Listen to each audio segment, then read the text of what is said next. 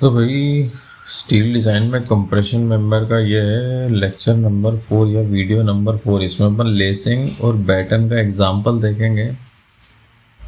मैंने पिछले वीडियो में बिल्टअप कॉलम का एक एग्जांपल सॉल्व करके बताया था।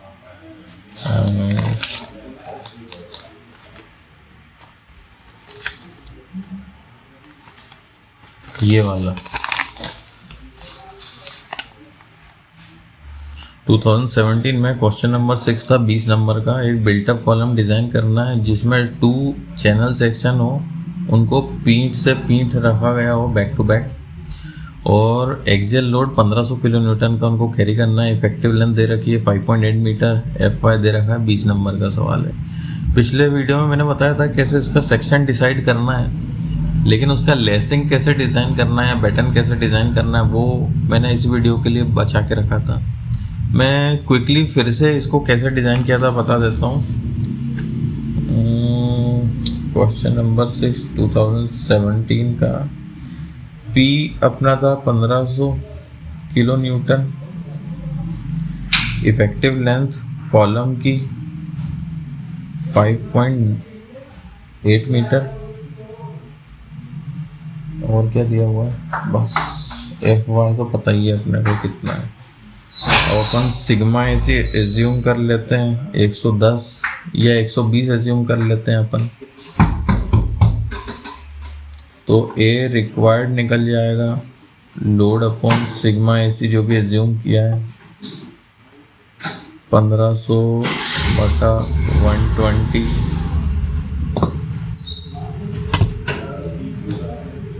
दिख रहा है?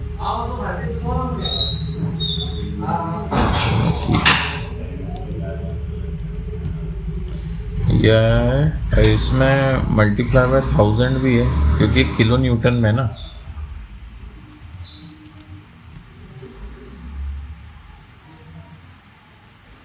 इतना mm² चाहिए, यानी इतना cm² चाहिए।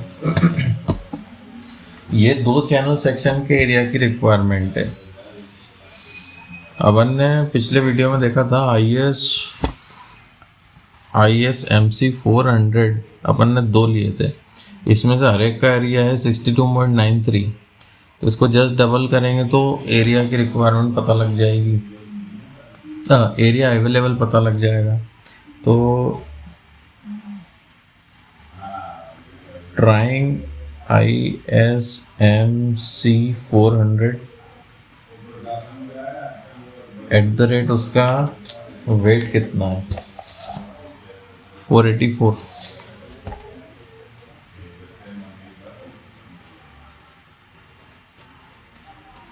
अब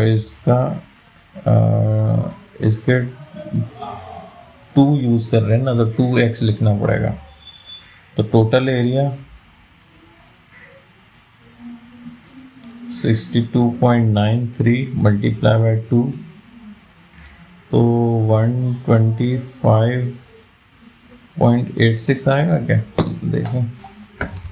62.93 मल्टीप्लाई 2, हाँ सही है, cm²। अब इसका रेडियस ऑफ गायरेशन, तो ये अपने को पता लगाना पड़ेगा। एक चैनल सेक्शन ये रखा है, एक चैनल सेक्शन ये रखा है, पीठ से पीठ इसके बीच का डिस्टेंस कितना रखें कि इसका RYY RXX से ज़्यादा हो जाए। बाकी सारे डाटा इसके क्या हैं, ये है 400, ये है 100। इसका CG कुछ यहाँ पे अगर है तो ये डिस्टेंस 24.2 mm है, ये भी सब mm में है। पिछली बार अपन ने क्या किया था ये आप कर सकते हो। सवाल में आगे बढ़ने से पहले रफ में चेक करने के लिए क्या करना, ये डायग्राम देख रहे हो, कॉलम के लिए ISMC 400 इन्होंने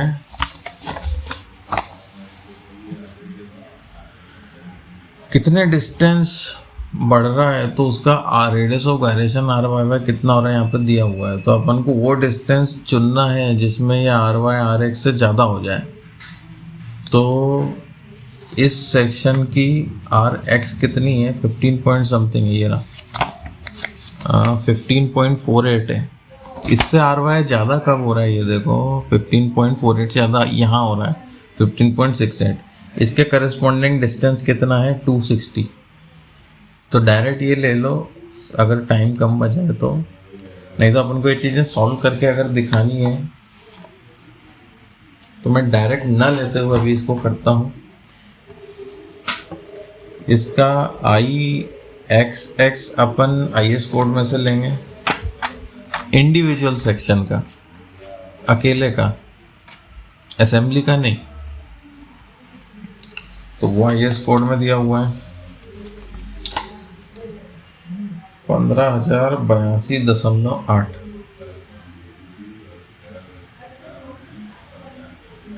सेंटीमीटर की पावर 4 में है। आई वाई वाई दिया हुआ है 504.8 सेंटीमीटर की पावर 4। अब ये सब डाटा दिया है तो क्या अपन पूरी असेंबली का आई वाई वाई निकाल सकते हैं क्या? ये केवल एक इंडिविजुअल कॉलम सेक्शन का आई वाई वाई आया है तो बिल्कुल निकाल सकते हैं। पैरेलल एक्सिस थ्योरम लगाएंगे, उसमें क्या रहता है, अपन इसका आई वाई वाई प्लस इसका एरिया मल्टीप्लाई बाय इस सी जी का दूसरी एक्सिस जिसके अबाउट अपन को निकालना है उससे डिस्टेंस का स्क्वायर। तो इसका आई वाई वाई बिल्टअप सेक्शन का कितना आएगा, तो बिल्टअप का बी लिख देता हूँ मैं। तो वैसे आएगा I Y Y plus area multiply by ये डिस्टेंस। इस डिस्टेंस को अपन क्या नाम दें, अपन ए दे देते हैं, चलो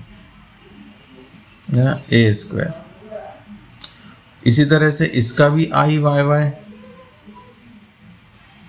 प्लस इसका भी ये डिस्टेंस मल्टीप्लाई का स्क्वायर करना है तो ये भी एरिया इनटू ए का स्क्वायर आ रहा है। तो ये चीज़ें डबल हो रही हैं तो बढ़िया अपने को आसानी हो जाएगी।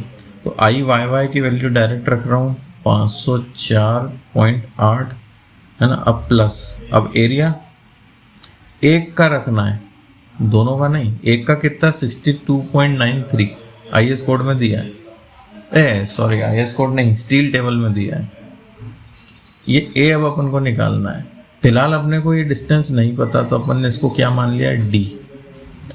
तो इसके बीच में से यहाँ तक का डिस्टेंस हो जाएगा d/2, ठीक है।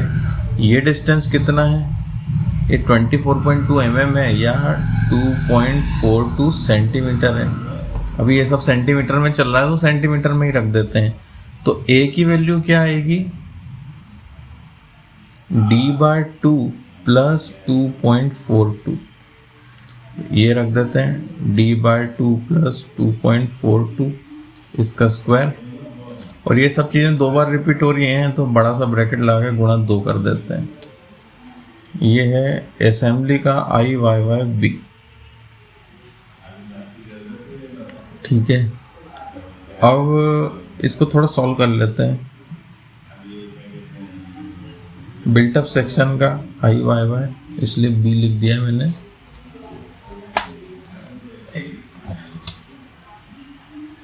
हाँ, तो वो 2 का गुणा करते चलते हैं 1009.6 plus 125.86 D square by 4 plus 2.42 D plus कितना आएगा यार,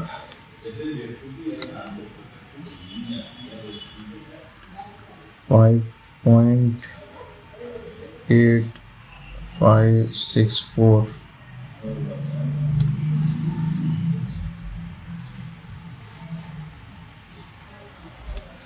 थोड़ा और सॉल्व कर लेते हैं। इसको इसमें मल्टीप्लाई करके इसमें प्लस कर देते हैं।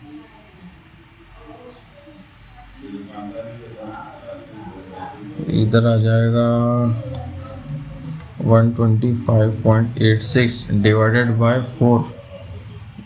इसको इसमें मल्टीप्लाई कर रहा हूँ मैं, तो 31.465 डी स्क्वायर। ठीक है, इसमें इसका मल्टीप्लाई कर लेते हैं,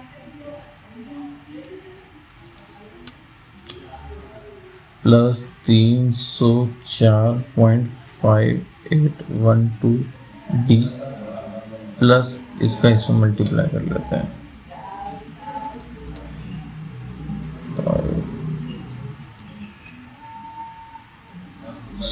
737.086। हाँ ठीक है, अब ये टर्म और ये टर्म ऐड हो जाएंगे। इसको पहले लिख देते हैं, 31.465 D square plus 304.5812 D plus, अब इसको जोड़ देते हैं, प्लस 1009.6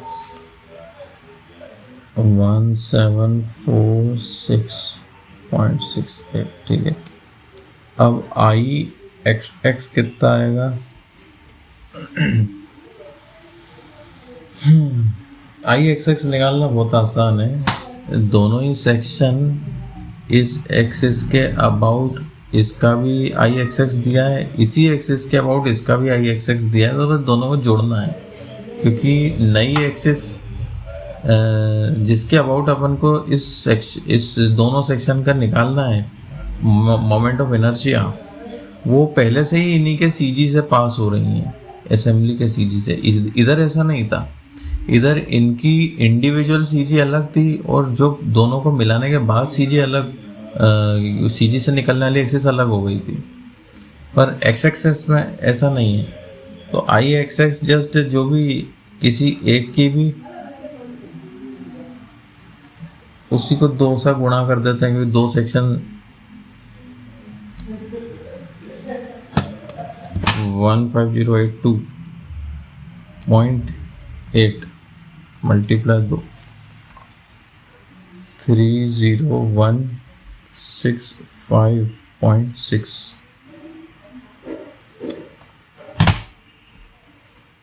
ठीक है, अब अपने को D कैसे मिलेगा? ये भी B है, आई एक्स एक्स पूरी असेंबली का बिल्टअप सेक्शन का, तो I Y Y B equal to I X X B, ये अगर अपन रख देंगे तो अपने को D की वैल्यू मिल जाएगी।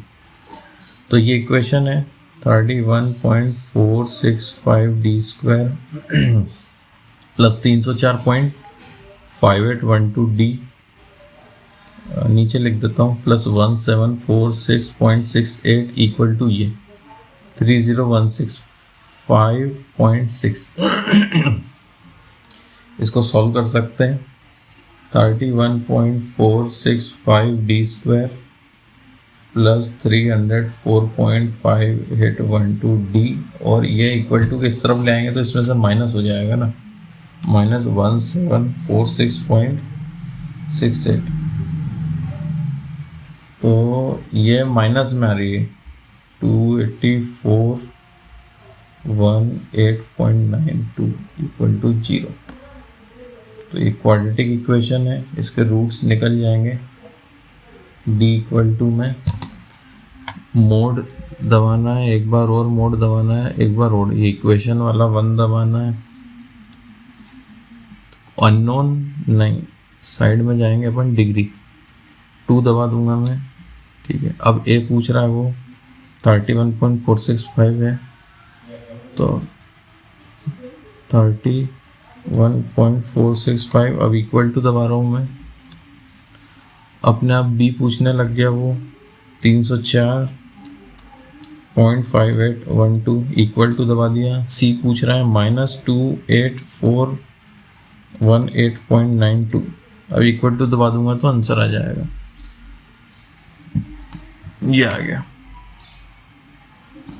256 और दूसरा आंसर है माइनस वाला, तो अपन को प्लस वाला लेना है क्योंकि दो चीज़ों का डिस्टेंस माइनस में अपन कैसे लेंगे। तो 25.6 है, सॉरी सेंटीमीटर में आया है। ये अपना काम हो गया फिलहाल का, इसलिए अपन ने 260 लिया था पिछली बार। अब अपने को डी कम से कम दो चैनल सेक्शन का बैक टू बैक डिस्टेंस कम से कम अपन को 25.6 सेंटीमीटर रखना है। तो अपन इसे थोड़ा बढ़ा के ले लेंगे, अपन ले लेंगे 260 mm।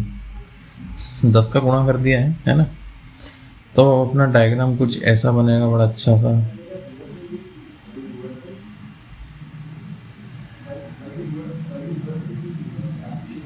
ठीक है, अब अपने को डी पता है, यहाँ लिख देंगे अपन 260 mm। अब बाकी चीज़ें भी अपने को पता हैं। ये 100 है, स्टील टेबल में देख लेना, फ्लेंज की विड्थ दी हुई है, और ये 400 है।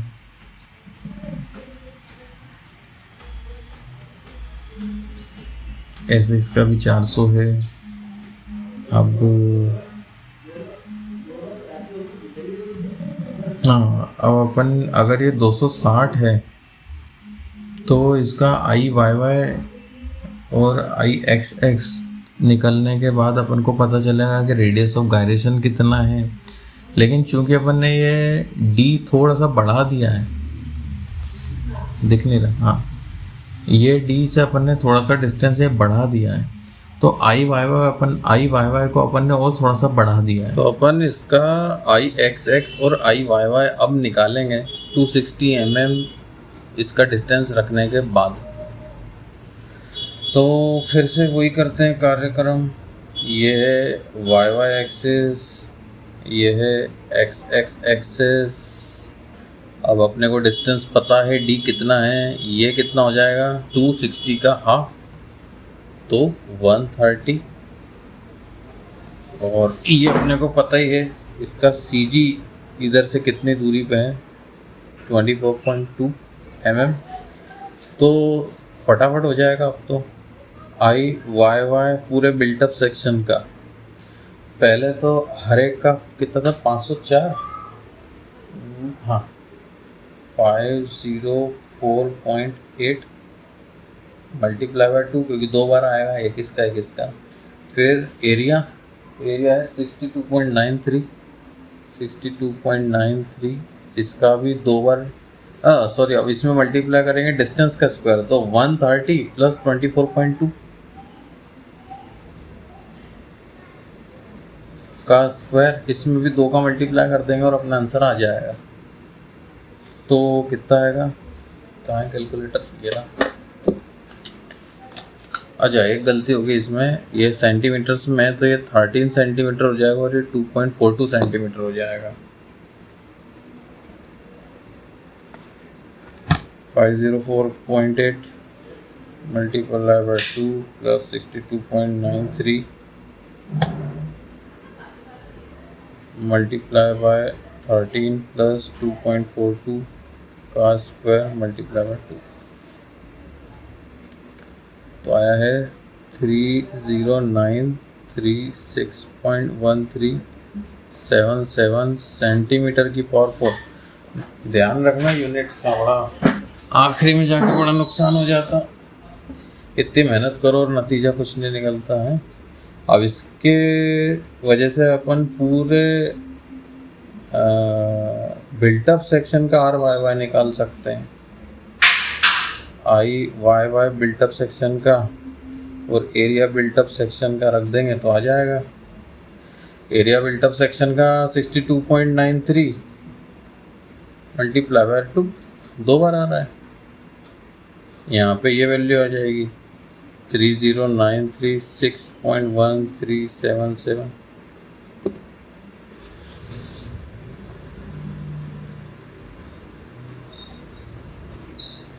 $15.678 सेंटीमीटर। आई एक्स एक्स निकाल लेते हैं।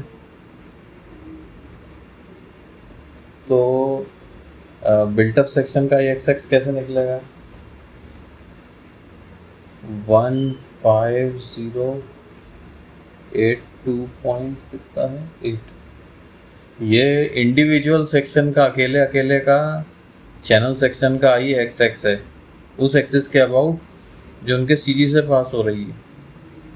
लेकिन आई एक्स एक्स बिल्टअप सेक्शन का भी अपन को उसी एक्सिस के अबाउट निकालना है, तो दोनों को प्लस कर देंगे सिंपल, तो मल्टीप्लाई बाय 2 हो जाएगा। तो ये आ रहा है 3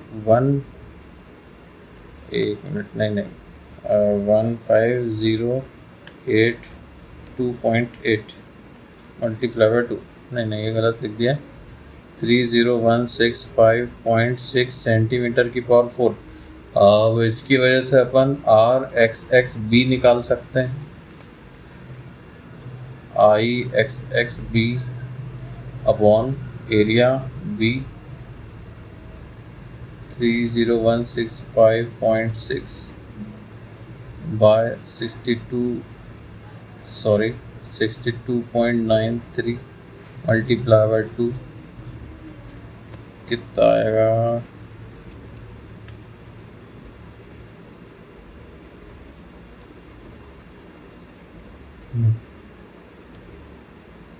15.48। ठीक है। अब बिल्टअप सेक्शन के 2 आर निकालिए, वाई वाई एक्स एक्स, दोनों में से कम कौन सा है? ये वाला। तो बिल्टअप सेक्शन का लैम्डा कैसे निकलेगा? बिल्टअप सेक्शन का लैम्डा में मैं लैम्डा बी लिख रहा हूँ, हैं पूरे कॉलम की effective length multiply by built up section का आर मिनिमम वाला। तो अपन क्या रखेंगे यहाँ 5.9 मीटर अगर इफेक्टिव लेंथ है तो सेंटीमीटर्स में 590। आर बी मिनिमम ये आएगा 15.48, दोनों सेंटीमीटर में हो गए।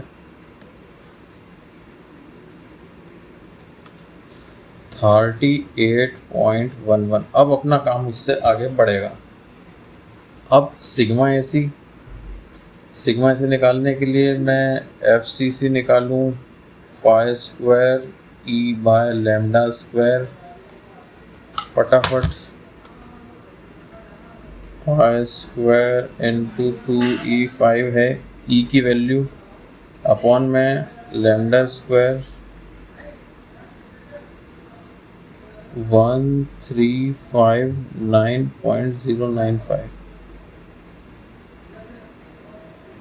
इससे सिग्मा ऐसे निकाल लेते हैं 0.6 multiply by FCC times FY, FCC की पावर 1.4 प्लस FY की पावर 1.4 पूरे की power 1.4।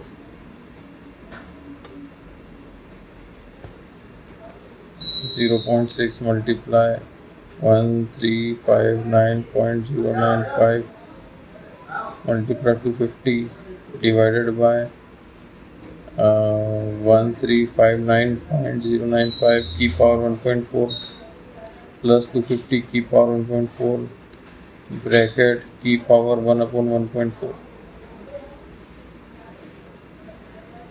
So it is 140.727 Newton पर mm स्क्वायर। ठीक है। तो कैपेसिटी कितनी है कॉलम की, कितना पी आएगा? सिग्मा एसी जो अब निकाला मल्टीप्लाई है उसका एरिया, तो वो आ जाएगा 140.73 कर लेते हैं, और एरिया है 62.93 मल्टीप्लाई बाय 2।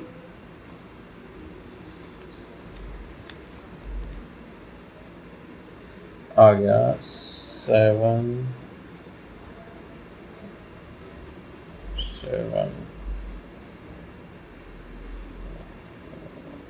अच्छा 1 पॉइंट, हाँ चलो ठीक है, किलो न्यूटन।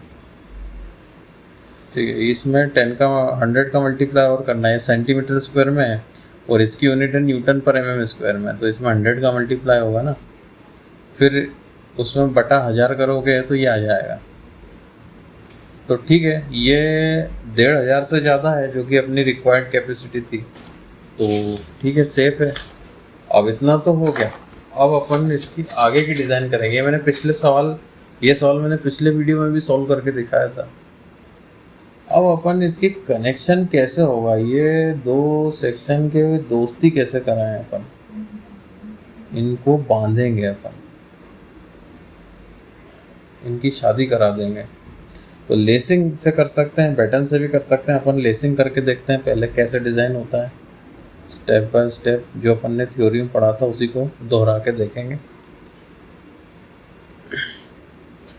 ये है 100, ये है 100, ये है 400 और क्या लिख लें, चलो ठीक है। इसके ऊपर मान लो लेसिंग कुछ इस प्रकार से लगेगी,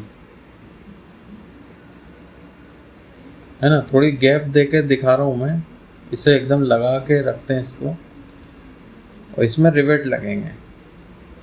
जैसे मान लो रिवेट यहाँ लग गया,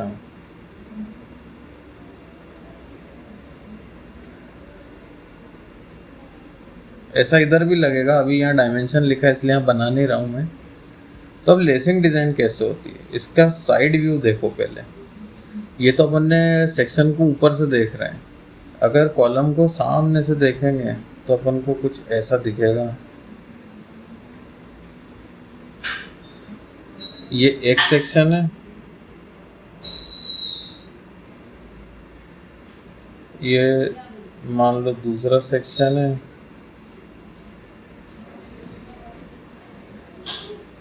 इनको आपस में बांधा है, तो मान लो ये अपन ने लेसिंग से बांधा है इसे।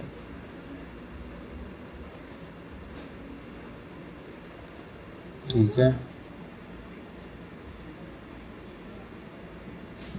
अपन फिलहाल मान के चल रहे हैं अपन ने सिंगल लेसिंग सिस्टम से बांधा है।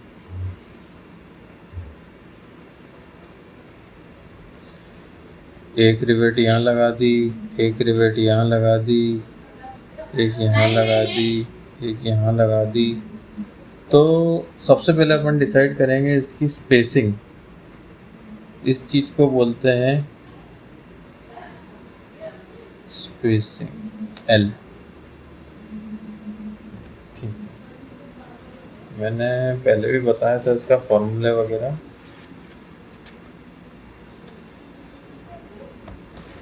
ये स्पेसिंग कुछ इस प्रकार से डिसाइड करते हैं कि ये जो पोर्शन है यहाँ पे अकेला पड़ गया, ये कॉलम का सेक्शन, इसके और इसके बीच में सेक्शन को अकेले ही अपने आप को संभालना है। तो केवल इस पोर्शन का स्लेंडरनेस रेशो निकालेंगे। वो एक तो 50 से कम होना चाहिए, दूसरा पूरे कॉलम के स्लेंडरनेस रेशो से 0.7 गुना से कम होना चाहिए। ये देखो,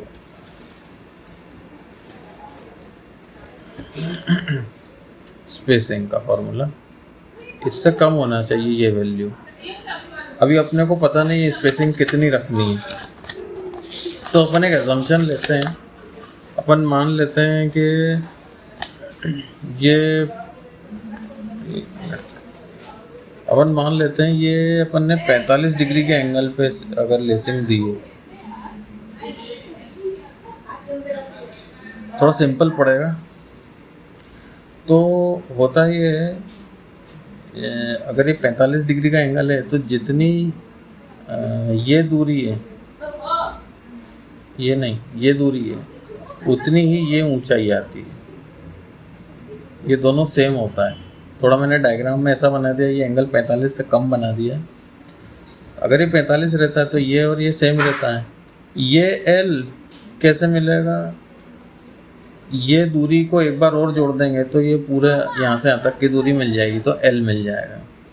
तो इसका मतलब एल क्या होगा, यहाँ से यहाँ तक की दूरी का डबल। ये दूरी कैसे मिलेगी, अब अपने को देखो ये सेक्शन को देखना पड़ेगा उसके लिए। हाँ, अब अगर मान लो ये रिवेट है, ये रिवेट है, तो अपने को ये दूरी निकालनी है। तो अपन ये देखेंगे अपन ने कोने से कितनी दूरी पे रिवेट दिया है। कुछ भी समझ में नहीं आए तो 30 या 40 mm का ये एज डिस्टेंस मान लो। अगर याद ना रहे तो, अगर याद रहे तो इसका कुछ ऐसा तरीका है, जितनी डायमीटर का रिवेट अपन यूज़ करने वाले हैं तो एक अंदाजे से उसका 1.5 गुना ले लो। तो अगर 20 mm का डायमीटर का रिवेट लेने वाले हैं तो 30-35 mm ये ले सकते हैं अपन। तो यहाँ काफ़ी जगह वैसे 100 mm का है तो अपन 40-40 ले लेते हैं, सफिशिएंट रहेगा। प्रैक्टिस करते जाओगे ना तो इन चीज़ों में अटकोगे नहीं। ज़्यादा से ज़्यादा सवाल सॉल्व करके देखो, कम से कम 5-10 सवाल सॉल्व करके देखो, तो ये चीज़ें याद हो जाएंगी कि कितनी वैल्यू रखनी है। तो अब ये वैल्यू 40-40 ले ली तो ये अंदर की कितनी बची? ये तो 260 है, ये पूरा 100 है तो ये बचा 60, ये बचा 60। टोटल कितना हो गया? ये 260 और 60 और 60 कितना हो गया? 120 और जोड़ना है, 380 हो गया। तो ये हो गया 380। तो L हो जाएगा इसका डबल, अगर 45 डिग्री एंगल है तो पहले अपन लिखेंगे assuming the lacing system is provided at 45 degree angle from horizontal या vertical, एक ही बात है। तो फिर अपन लिखेंगे assuming edge distance of rivets equal to 40 mm। अगर ये कंडीशन है तो L आएगा 380 गुणा, तो कितना आएगा? 760। अब इस L को अपन चेक करेंगे, इसका क्राइटेरिया क्या है? Check L upon R। अब एक सेक्शन का तो मैं S लिख देता हूँ, बिल्टअप सेक्शन का नहीं, दो में से एक चैनल सेक्शन का मिनिमम वाला। एक तो 50 से भी कम होना चाहिए, दूसरा जो अपन ने बिल्टअप सेक्शन का लेमडा निकाला था उसमें 0.7 का गुणा करके उससे भी कम होना चाहिए। तो L/RS मिनिमम क्या है? 760। RS मिनिमम चैनल सेक्शन का 28.3 है। ये कितना आएगा? ये आया स्टील टेबल में दिया है ना, RYY।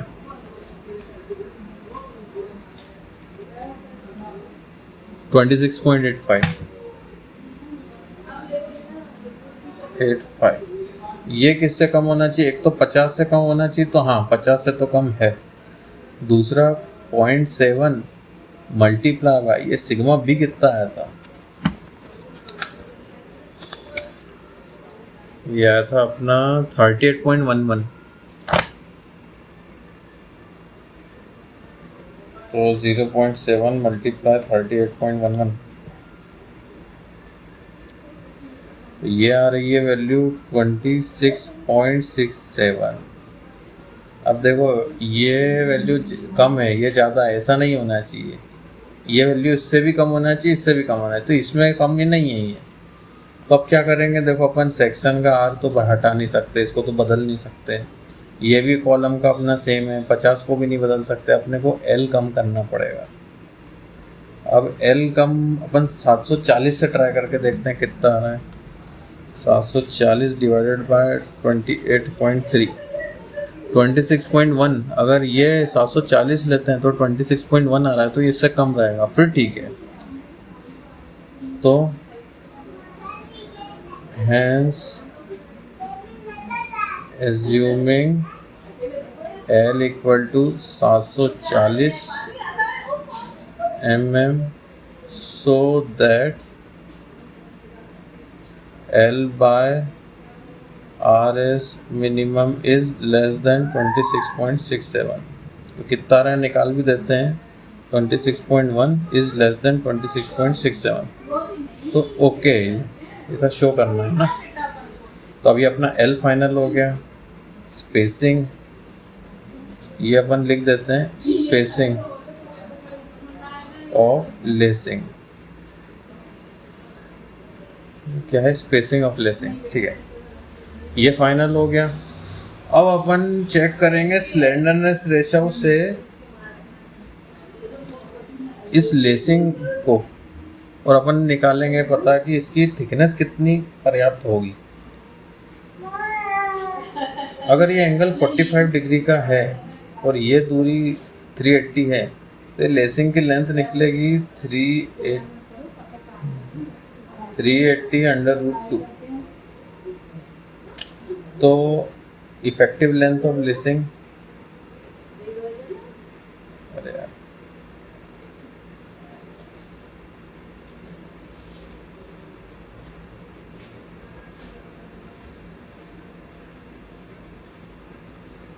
ये आएगी 380 अंडर रूट 2। कितनी आ रही है? 380 अंडर रूट 2 537.4 mm।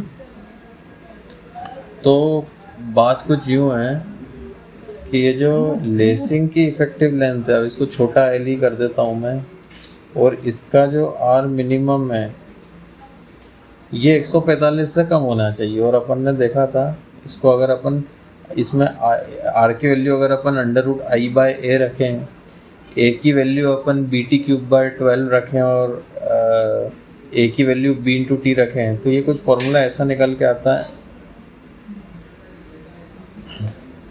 ये इसके बराबर है ना, ये 145 से कम होना चाहिए। अब अपन इसको टी को यहाँ ले जाएं और 145 को यहाँ ले जाएं तो फॉर्मूला कैसे बन जाएगा? देखो,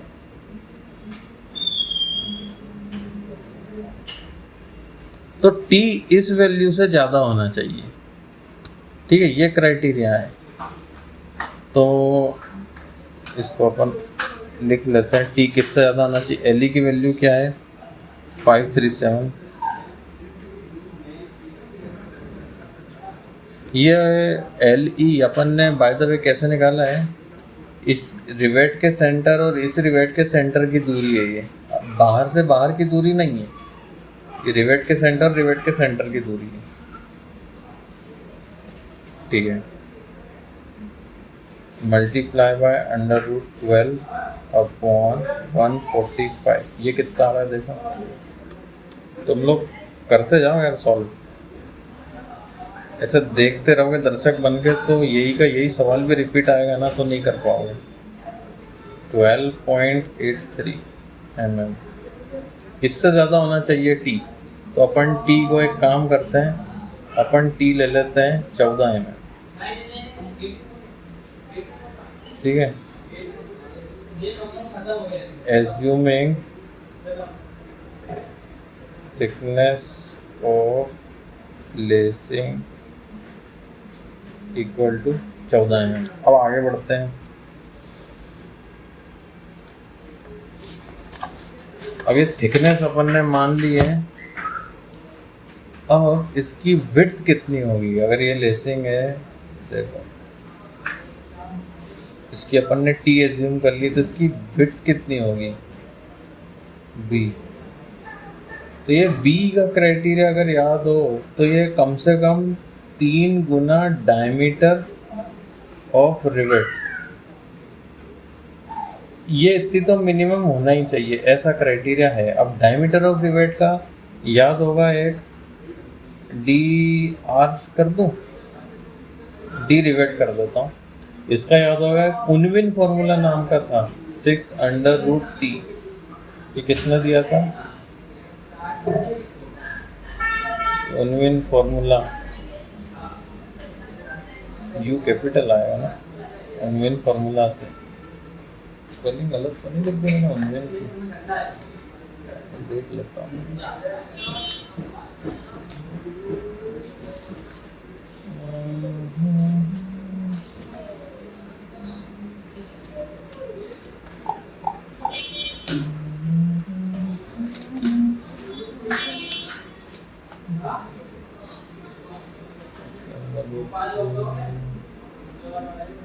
छोड़ो, पता नहीं। डायमीटर ऑफ रिवेट निकालने के लिए टी का इस्तेमाल कर सकते हैं, तो इससे एक अंदाजे का रिवेट का डायमीटर मिल जाता है। तो अपने लिए वैल्यू क्या आएगी, 6√14। कहाँ है ये कैलकुलेटर,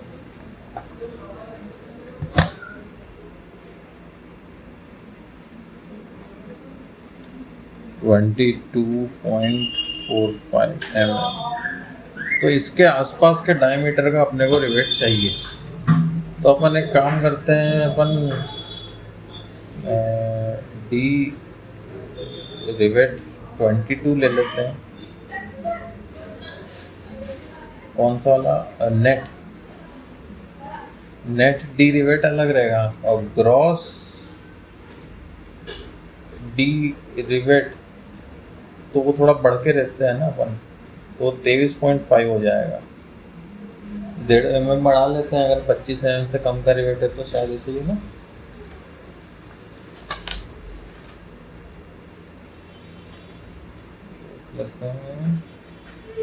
हाँ, 22 mm में तो 1.5 mm बढ़ा के लेना है।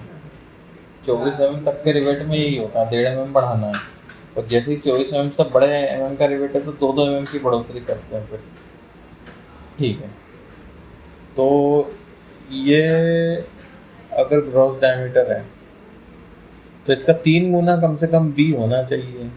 तो मिनिमम वैल्यू ऑफ बी कितनी है, minimum B equal to 23.5 multiply 3, तो हो जाएगा 69, 70, 1.5 आएगा क्या, देखते हैं भैया, नहीं 70.5। तो अपन एक काम करते हैं, अपन 75 mm मान लेते हैं, assuming B equal to 75 mm, है ना। ये क्या है,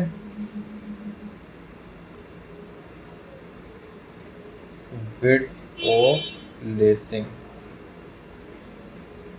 ठीक है, अब अगला काम क्या है, अब ये सब चीज़ें तो मिल गई।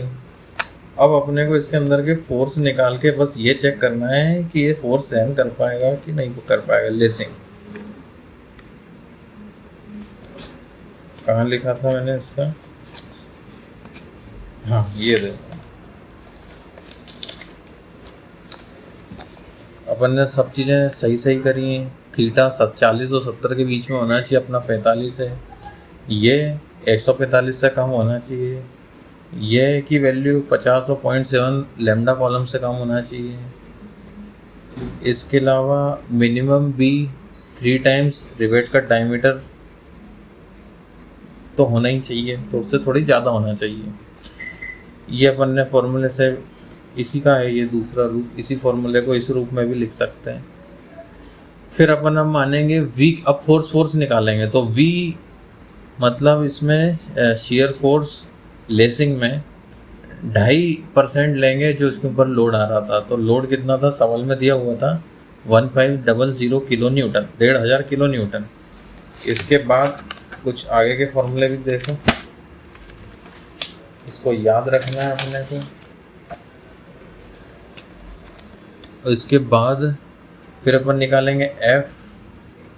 अगर डबल लेसिंग सिस्टम है तो ये फॉर्मूला है, सिंगल का ये है तो अपन सिंगल मान के चल रहे हैं, और सवाल ऐसे ही आएंगे, तुमको शायद अधिकतर ऐसे ही आते हैं। पर ये भी याद रखना, v/2 sin थीटा से अपना f निकलेगा। फिर अपन कंप्रेसिव स्ट्रेस और टेंसल स्ट्रेस का चेक लगाएंगे, सिंपल है।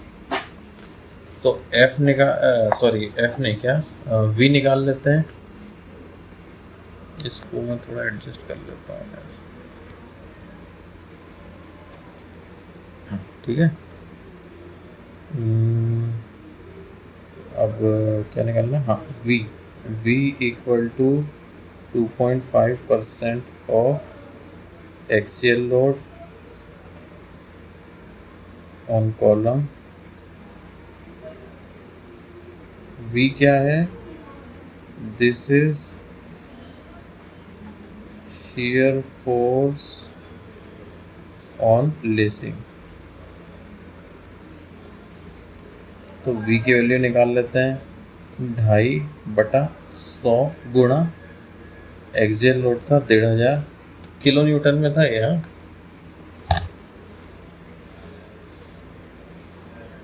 कहाँ रखूँ तो ये तुमको दिख जाए।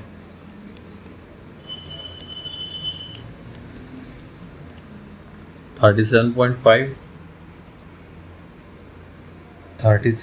Point five kilo Newton. अब सिंगल लेसिंग सिस्टम में तो F निकलेगा V/2 sine theta.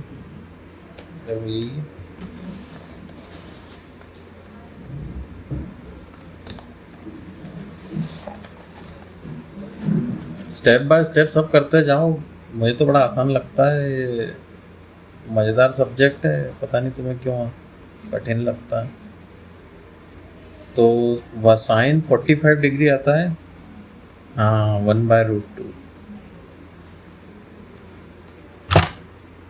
37500 kilo Newton को न्यूटन में कन्वर्ट किया, डिवाइडेड बाय 2 डिवाइडेड बाय, चलो 45 साइन का डायरेक्ट लिख देता हूँ। तो आया 26516.5 न्यूटन्स। अच्छा, अब कंप्रेसिव स्ट्रेस के लिए चेक करेंगे। Compressive stress in lacing sigma C तो ये आएगा, ये F upon cross section lacing का BT। तो सिग्मा सी आ जाएगा, फोर्स रखेंगे अपन 26516.5, ठीक है। B कितना लिया था अपन ने, 75 mm, और T 14 mm। 26516.5 डिवाइडेड बाय 75 और 40, तो आया 25.2538। ये किससे कम होना चाहिए पता है? ये कम होना चाहिए सिग्मा AC लेसिंग का। सिग्मा AC लेसिंग का कैसे मिलेगा? लेसिंग का लैम्डा निकालो, लैम्डा ऑफ लेसिंग कैसे मिलेगा? LE बाय लेसिंग का R लेसिंग का मिनिमम वाला, ये उस फॉर्मूले से निकाल सकते हो आप। इस सॉरी यहाँ T था ना, तो T की जगह 14 रख देंगे, और LE की जगह कितना था अपना, 540 आया था ना शायद। देखो LE कहाँ है, ये रहा LE 537 आया था, 537.4, 380√2 आया था, उससे निकाला था 537.4।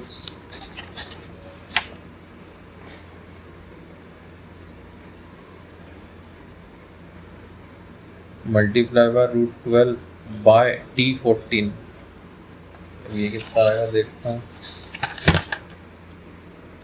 537.4 मल्टीप्लाई अंडर √12 डिवाइडेड बाय 14, 132.97, ये यूनिटलेस है।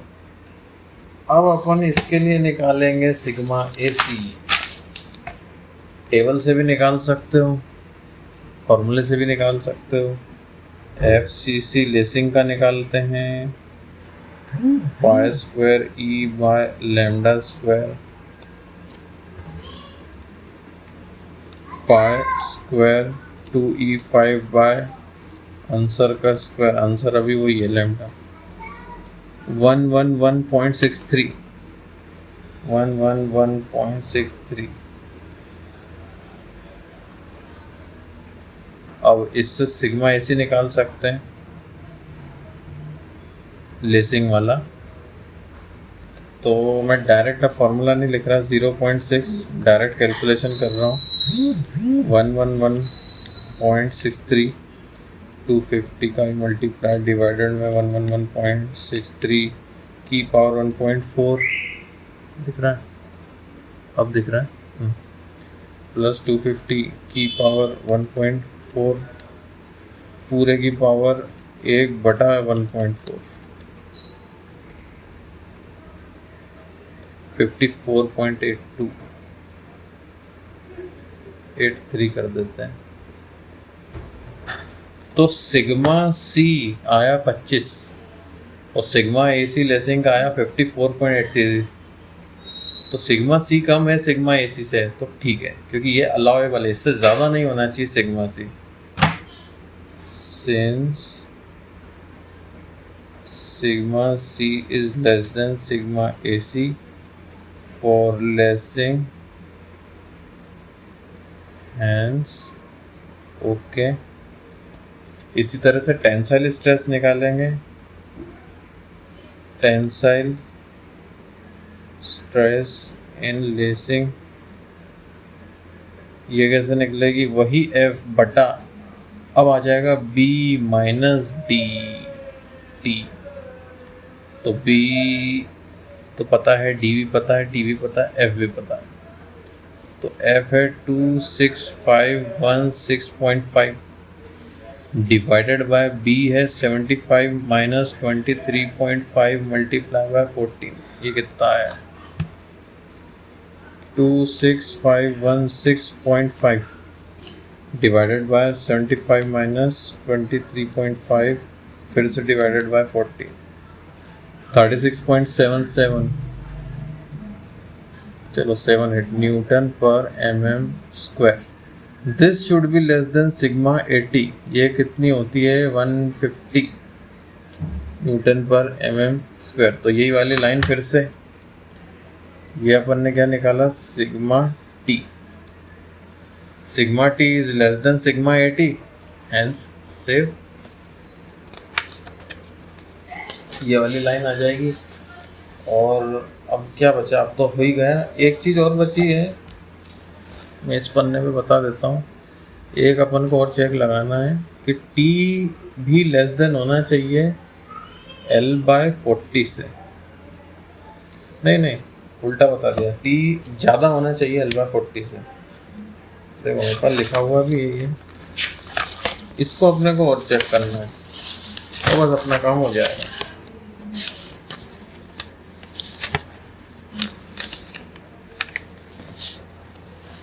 ये देखो,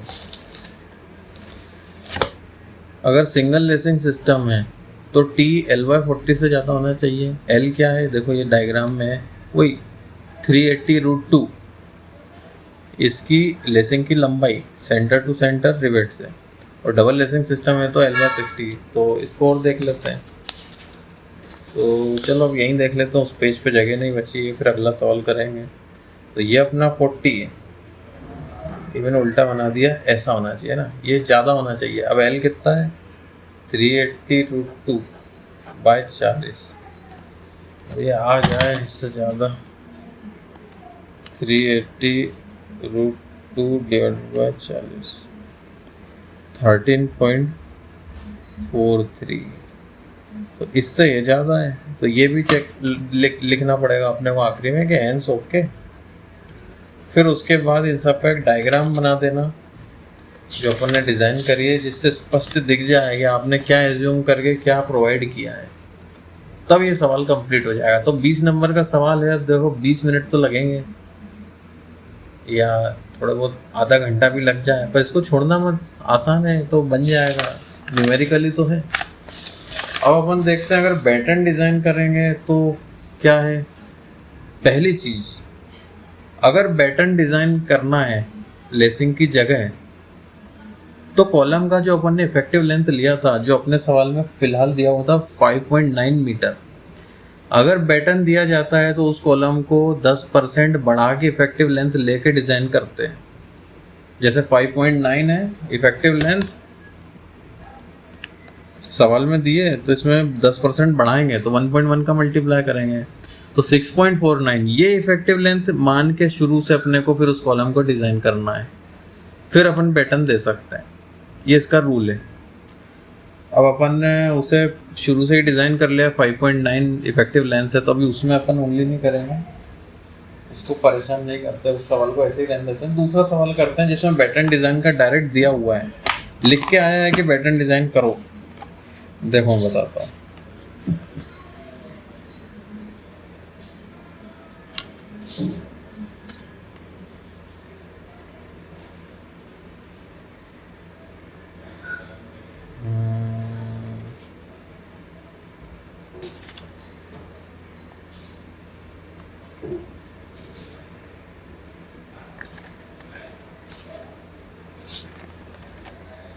ये देखो, ये 2018 में पेपर आया था ये, उसमें क्वेश्चन नंबर 4 था, देखो 20 नंबर का है। Design patterning system for built up column if column जिसमें 2 ISMC 350 के सेक्शन यूज़ किए हैं, जिनकी प्लेसिंग कैसे करिए, 220 mm बैक टू बैक करिए।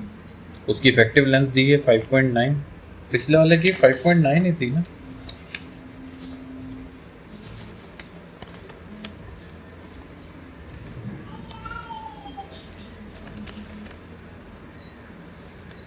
नहीं 5.8 थी, तो इसको 10% बढ़ा के अपन फिर कॉलम डिज़ाइन करते तो अपन इसमें पैटर्न दे सकते थे। मैंने गलती से 5.9 बोल दिया, पर अपन ने शायद जो क्वेश्चन सॉल्व किया उसमें तो 5.8 ही लिया है, इधर 5.9 है।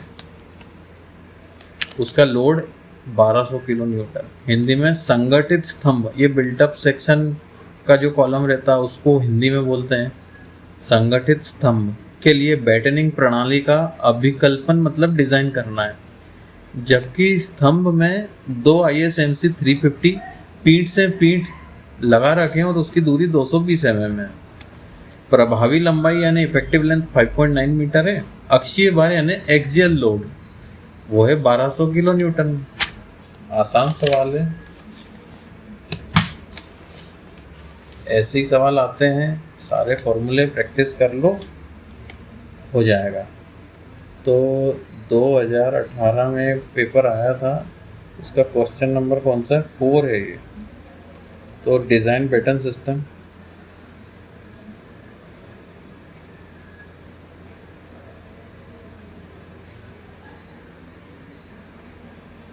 बीस नंबर का सवाल है, ठीक है। अब डाटा लिखता हूँ मैं सीधे। डाटा अपने को क्या दिया हुआ है, P दिया हुआ है 1200 किलो न्यूटन का। इफेक्टिव लेंथ कॉलम की दी हुई है 5.9 मीटर। और क्या दिया है, हाँ, और बैक टू बैक डिस्टेंस दिया है। सेक्शन में कौन से यूज़ किए हैं, बिल्टअप सेक्शन है 2 ISMC 350, जिसको 220 दूरी बैक टू बैक रखा है। बस, तो अब बढ़िया। अब सबसे पहले तो लिखेंगे अपन एक लाइन कि चूंकि इसमें बैटनिंग सिस्टम डिज़ाइन हो रहा है, इसलिए कॉलम की इफेक्टिव लेंथ 5.9 से 10% बढ़ा के लेंगे। Since this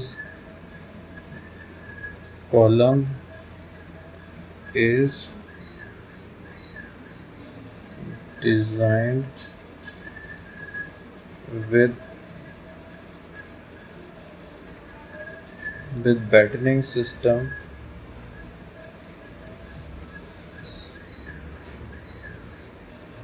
its effective length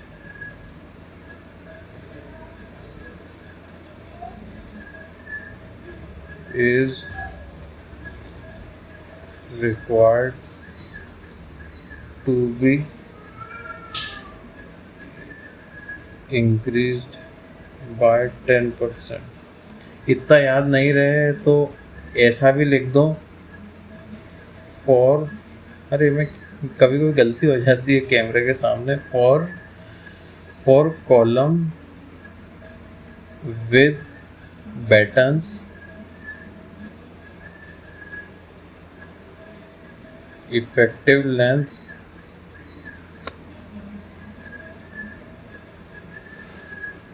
equal to 1.1 times LE।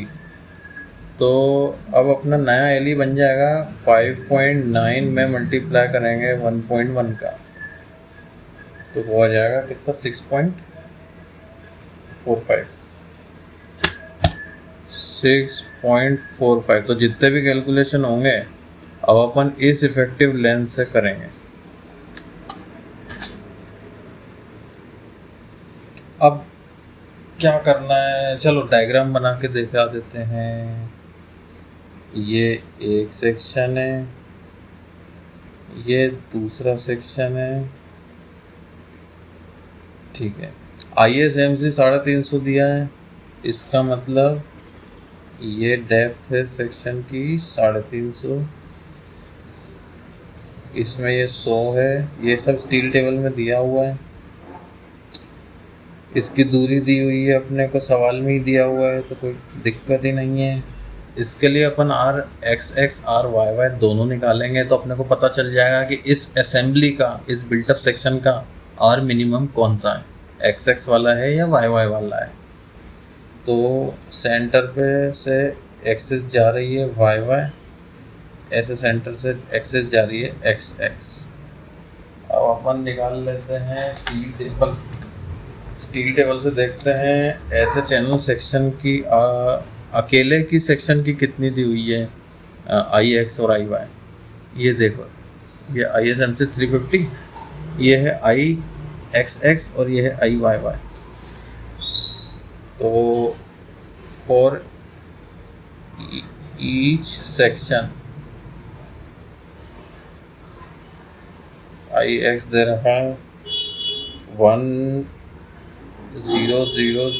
कितने जीरो है, 4 जीरो है, नहीं एक तो तीन जीरो है और 8 है 0.0 सेंटीमीटर की पावर 4। IY दे रखा है 150, अरे यार सॉरी 430.6 सेंटीमीटर की पावर 4 देखा है। एरिया हर एक का कितना है, 53.66।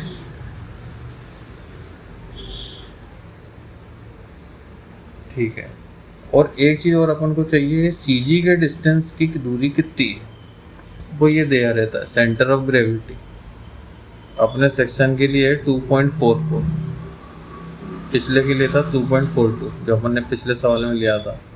इसमें 2 तो mm में हो जाएगा 24.4, सेंटीमीटर में हो जाएगा 2.44। अब फटाफट कर लेते हैं। IYY पूरे बिल्टअप सेक्शन का कैसे आएगा, IY 430.6 मल्टीप्लाई बाय 2 सेक्शन है प्लस एरिया 53.66, इसमें मल्टीप्लाई करेंगे ये सेंटर से यहाँ तक के डिस्टेंस की। अगर ये पूरा 220 है तो ये आधा रहेगा, ये रहेगा 110 यहाँ से यहाँ तक का, और ये जोड़ देंगे तो ये सेंटीमीटर में लिख लेते हैं, 11 हो जाएगा प्लस 2.44 का स्क्वायर। ये भी 2 बार आएगा, एक बार यहाँ से लेंगे इस सेक्शन के लिए, ठीक है ना। इसमें भी 2 का कर दिया है, इसमें भी 2 का कर दिया है। इसके साथ ही साथ IXX B कैसे निकलेगा, सिंपल है, दोनों का सेम टू सेम है, एक्सिस भी सेंटर से ही पास हो रही है, तो इसमें 2 का गुणा कर देंगे तो 10,008.0 ही है मल्टीप्लाई बाय 2, तो 2,0,016 सेंटीमीटर स्क्वायर, सॉरी की पावर 4, ये I है। तो 430.6 दिख रहा है कि नहीं, चमक रही है ना लाइट, चलो अब ठीक है। 430.6 मल्टीप्लाई बाय 2 प्लस एरिया कितना है 53.66 मल्टीप्लाई बाय 11 प्लस 2.44 का स्क्वायर में भी 2 का गुणा 20246 46.79795 सेंटीमीटर की पावर 4। अब दोनों के लिए आर निकल सकते हैं। आर वाई वाई बी कैसे निकलेगा? पूरी बिल्टअप सेक्शन का जो अपन ने निकाला I Y Y divided by built up section का एरिया, तो वो इसका डबल रहता है। ये एक चैनल सेक्शन का एरिया था, तो दोनों का मिला के डबल हो जाएगा। तो कुछ ऐसा लिखेंगे 20,246 पॉइंट, अब इसको 8 कर देते हैं यार, 53.66 मल्टीप्लाई 2। ध्यान रहे सब सेंटीमीटर में कर रहे हैं अपन। डिवाइडेड 53.66, तो यह आया 13.7।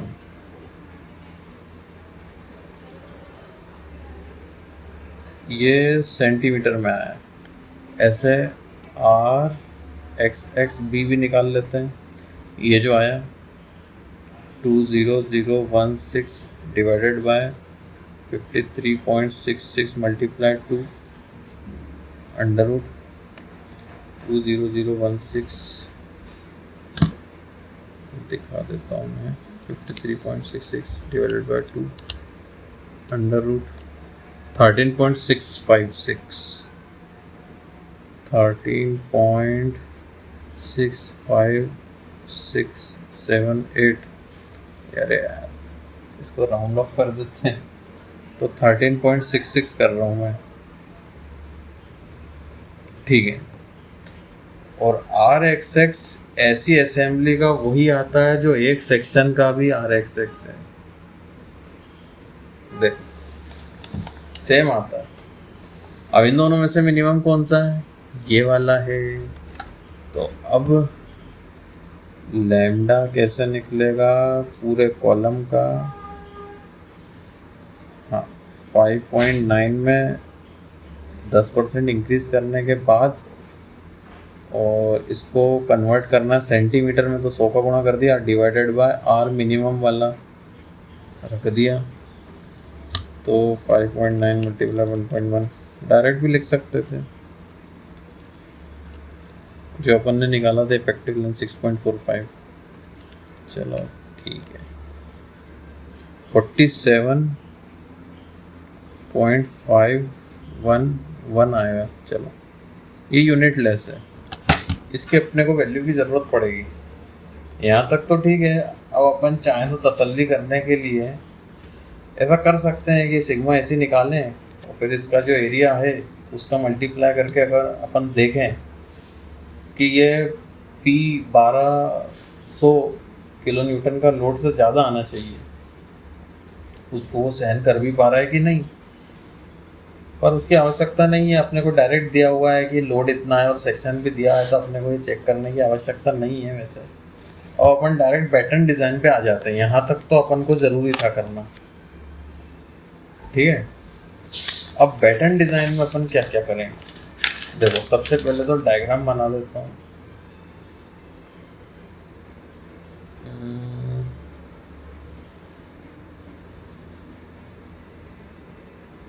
ये एक चैनल सेक्शन है मान लो, ये दूसरा चैनल सेक्शन है मान लो। तो बेल्ट जैसा पैटर्न होता है, जैसे एक यहाँ पे पैटर्न लग गया, एक यहाँ पे पैटर्न लग गया, एक नीचे बना देता है, एक यहाँ पे पैटर्न लग गया, ठीक है। ये पैटर्न है, ये रिवेट से कनेक्ट होंगे। अभी अपने को पता नहीं है कितनी रिवेट लगेगी, अपन 4 मान लेते हैं, चलो 3 मान लेते हैं, है ना। ये इसकी रहेगी ओवरऑल डेप्थ, जैसे बीम में अपन ने पढ़ा था आरसीसी में।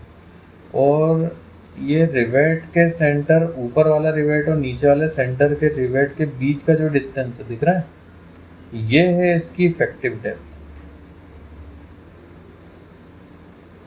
DE। ये जो रिवेट की लाइन है और ये जो रिवेट की लाइन है, इसके बीच के डिस्टेंस को अपन S भी कह सकते हैं, A भी कह सकते हैं, ए भी कह सकते हैं। हाँ, ये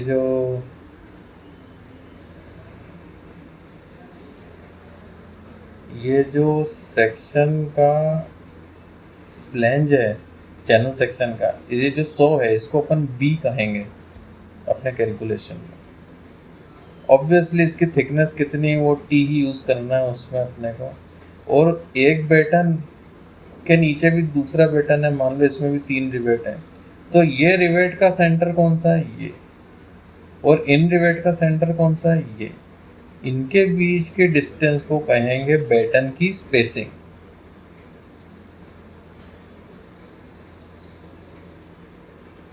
लेसिंग की भी स्पेसिंग अपन ने देखी थी, वहां एल अपन यूज कर रहे थे, यहाँ अपन कैपिटल सी से इस दूरी को डिनोट करेंगे। यहाँ पे भी वही काम होगा, सी की वैल्यू कितनी चल जाएगी अपने से पूछा है, तो सी बटा आर। अब केवल एक सेक्शन का आर लेंगे, एक सेक्शन का आर मिनिमम, ये किससे कम होना चाहिए, ये 50 और 0.7 कॉलम का, बिल्टअप कॉलम का जो निकलेगा इसका गुणा करके जो वैल्यू आएगी उससे भी ये कम होना चाहिए और 50 से भी कम होना चाहिए। इसलिए अपन ने शुरू में इतने कैलकुलेशन करके लैम्डा सी निकाला। क्या आया था लैम्डा सी बताओ, 47.511 ये निकाला था ना। तो अपन इसमें रखते जाते हैं, अपन अपने को अभी सी नहीं पता कितना है। आर एस सेक्शन का मिनिमम अपने को स्टील टेबल में दिया है, सेक्शन का एक तो है 13.66, दूसरा है 2.83, तो ये कम वाला है। तो अब अपन mm में आ जाते हैं, वो 28.3, ये किससे कम होना चाहिए, एक तो 50 से कम होना चाहिए, दूसरा 0.7 टाइम्स 47.11 आया था।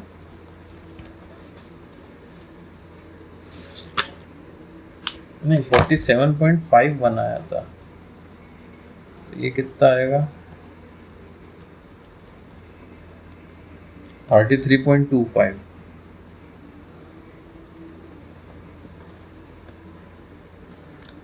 अगर ये वैल्यू इससे कम है तो इससे तो कम हो ही जाएगी, 50 से तो कम ही होगी। तो अपनी इक्वेशन कुछ यूँ बनी कि C बटा 28.3 कम होना चाहिए 33.25 से, यानी कि C कम होना चाहिए, इसको इसमें गुणा कर देंगे अपन।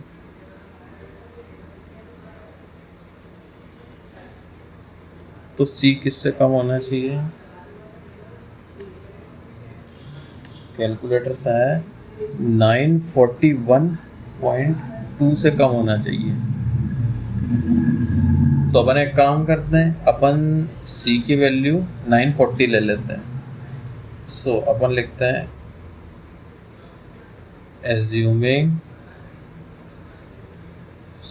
Spacing of battens equal to 940 mm। ऐसे स्पष्ट लिखना है, सवाल तभी माना जाएगा सॉल्व किया है, यूँ नहीं मन गढ़ंत कुछ भी मान लिया और फिर कहो कि कर तो दिया था। चेक करने वाले को दिखना चाहिए सब। अब एक मिनट थोड़ी जगह बना लें। हाँ तो अब ये हो गया। अब आगे का काम क्या है, थ्योरी में क्या क्या बताया था। अब अपन इसकी बी ए, इसका ए निकालेंगे कितना है इसमें, ये रिवेट से रिवेट की दूरी, एज डिस्टेंस एज्यूम कर लेंगे, रिवेट का डायमीटर निकाल लेंगे, इफेक्टिव डेप्थ निकालेंगे। इफेक्टिव डेप्थ इस ए के 3/4 से कम नहीं होना चाहिए, है ना। ये देखो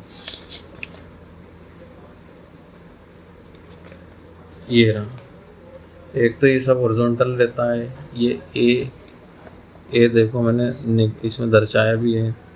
ये अपन ने अभी काम किया इसके ऊपर और अपन ने सी की वैल्यू निकाल ली। अब ये डी का चेक करना है, 3/4 से ज़्यादा होना चाहिए डी, 3/4 ए से कम नहीं होना चाहिए, ज़्यादा चल जाएगा।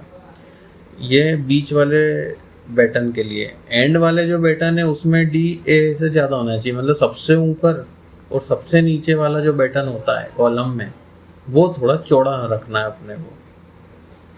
और किसी भी बैटन में डी ट्वाइस ऑफ बी से ज़्यादा होना चाहिए। तो ठीक है, तो माना कि बैटन की इफेक्टिव डेप्थ है डी।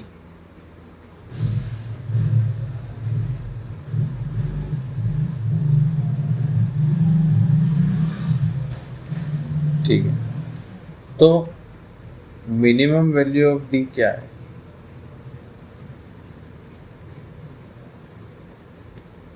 3/4 ए।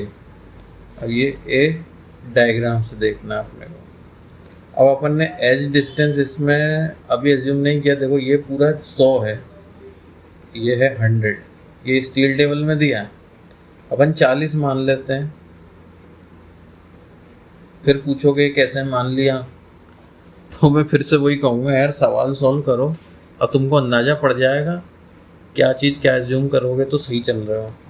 एज डिस्टेंस कितना होना चाहिए? जितना रिवेट का डायमीटर होगा उससे 1.5 गुने से ज़्यादा, थोड़ा सा ज़्यादा। और अभी अपन ने लेकिन डिसाइड तो किया नहीं रिवेट का डायमीटर कितना रखना है। तो वो सब मैं बता रहा हूँ, वो सवाल सॉल्व कर करके सब तुमको अंदाज़ा हो जाएगा और टाइम भी कम लगेगा। 40 मान के चलो फिलहाल। तो ये दूरी है 220 ही है ना, ये दूरी 40 है, तो ये दूरी बची 60, ये भी दूरी बची 60। तो ए है 220 प्लस 60 दो बार है, तो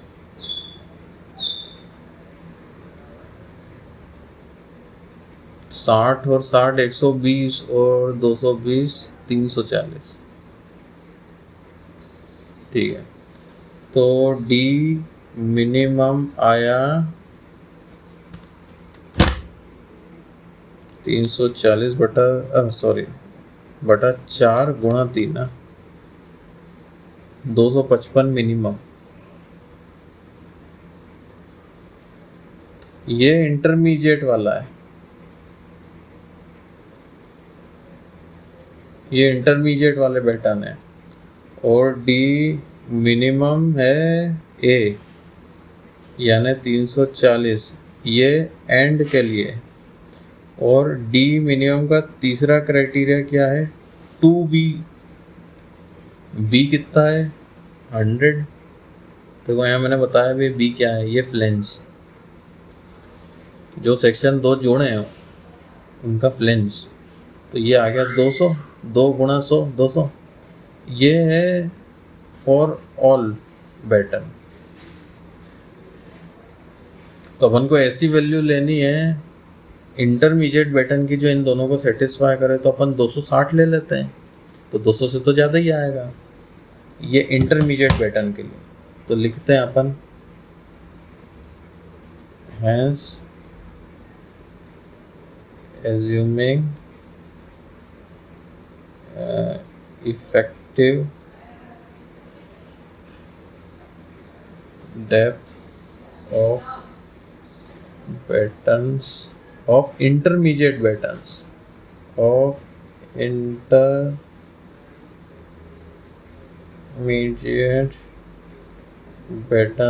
इक्वल टू डी इंटर का आई कर देते हैं हम अपन 260 mm। और फॉर एंड बैटन्स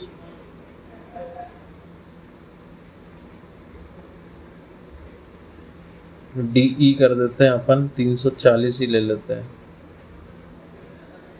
ठीक है, अब अगर ये डी स्मॉल वाला है तो कैपिटल डी कितना आएगा? डी मिनिमम जो इंटरमीडिएट के लिए निकालते हैं अपन, D I plus edge distance, एक बार ऊपर का एज डिस्टेंस एक बार नीचे का। तो ये भी 40 मान लेते हैं फिलहाल, हो जाएगा इससे सॉल्व।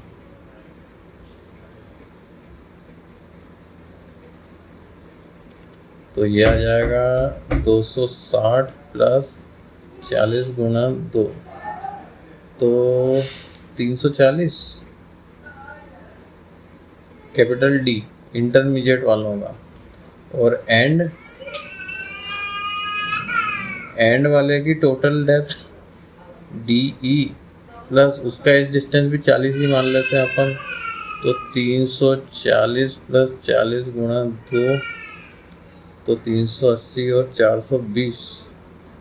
420 mm ये है total depth of end batten, है ना। ठीक है, अब अगला, अब डेप्थ निकल गई, इफेक्टिव डेप्थ निकल गई। अब अपन बात करते हैं टी की।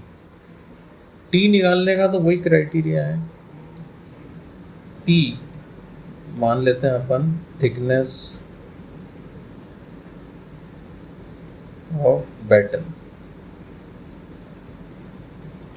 तो टी का क्राइटेरिया वही है जो लेसिंग में था, L E by L E √12 by T, वो 145 से कम होना चाहिए। देखो मैंने लिखा भी था,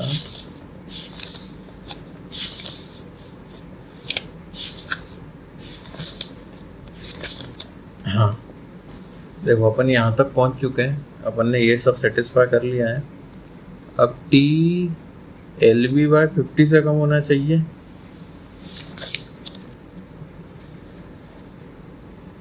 अच्छा नहीं, वो लेसिंग का था क्राइटेरिया, कंफ्यूजन हो जाता है इसमें।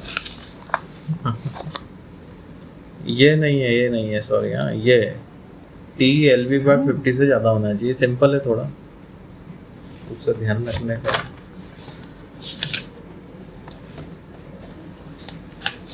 तो T should be greater than L B by 50। अब लेसिंग बैटन की लेंथ कितनी है, देखो ए जो अपन ने निकाला था वही है डायग्राम में। ए क्या था, ये रहा ए, यहाँ से यहाँ तक का ए, यही है इफेक्टिव लेंथ बैटन की, रिवेट से रिवेट की दूरी। तो वो अपना आया था, तुम्हें याद होगा 340 बाय 50।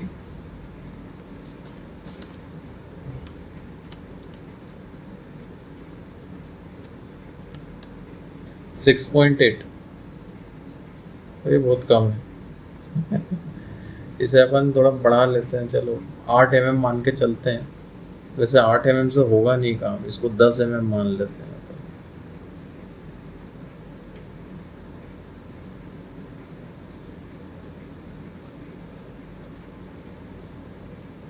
ये है मिनिमम वैल्यू, इससे बढ़ा के लेना है। अब ये सब हो गया, अब अपन निकालेंगे force, shear force 2.5%, same value.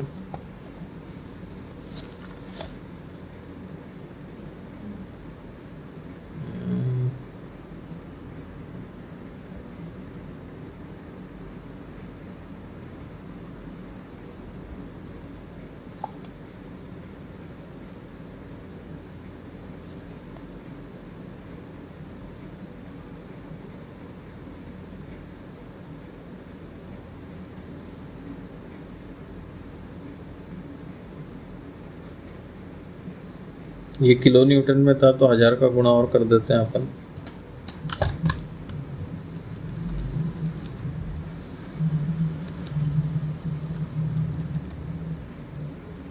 $30,000 Newton, ठीक है, आ गया। अब अपन निकालेंगे इसमें शियर फोर्स और बेंडिंग मोमेंट। शियर फोर्स का फॉर्मूला क्या है, देखो बहुत सिंपल है इसका फॉर्मूला, VC अपॉन 2S।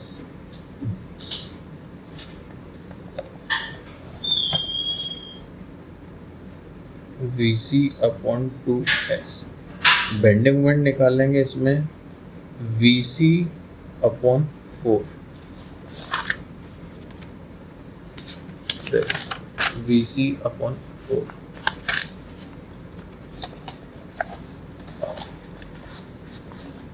सी तो बोल देगा ना क्या है, सी स्पेसिंग है ना, 940 मानी थी अपन ने।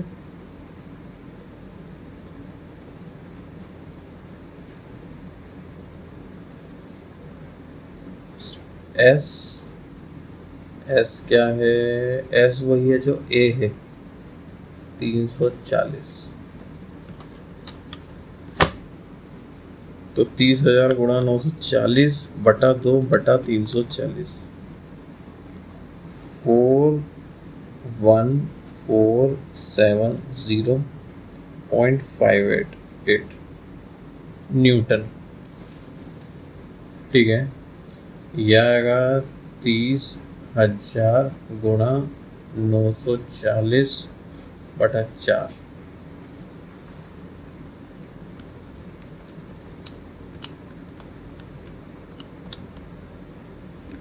सेवन 050,123, ये है न्यूटन mm में, न्यूटन इंटू mm। ठीक है, जीरो हीरो गिन के लिखना है, इसमें एक आध कम ज़्यादा मत कर देना। अब अपन शियर स्ट्रेस निकालेंगे बैटन में।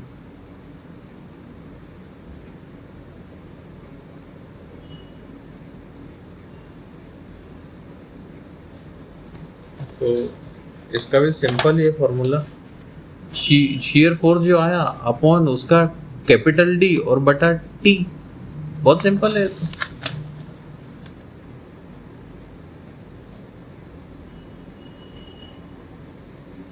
तो कितना आया था शियर फोर्स, ये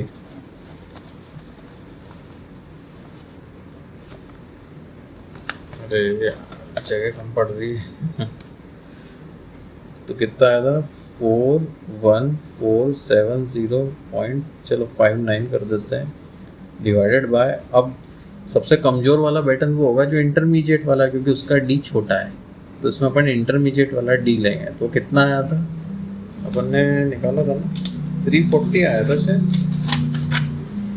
ये रहा डी आई, दिख रहा है 340 आया था। अरे क्या देर लग रही है जबरदस्ती पन्ने पलटने में।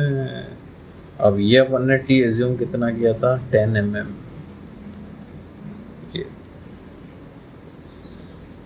तो ये कितना आएगा, इसको अपन लिखते हैं टाउ बैटन, ये कितना आएगा, इसको सॉल्व करके आएगा 41470.59 divided by 340 divided by 10, 12.19,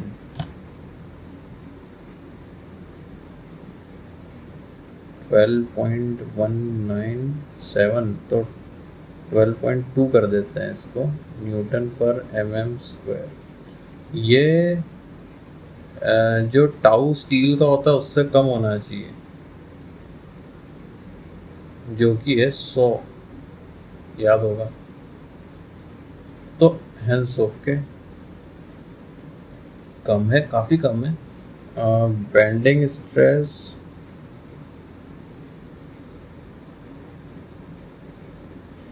in baton, तो इसका याद होगा अपन ने पढ़ा है M/I इक्वल टू F/Y, इससे अपना F निकल आएगा, सॉरी M/I डॉट Y। ठीक है, तो bending stress equal to M कितना आया, ये रहा 705,000, एक और जीरो है अपॉन आई,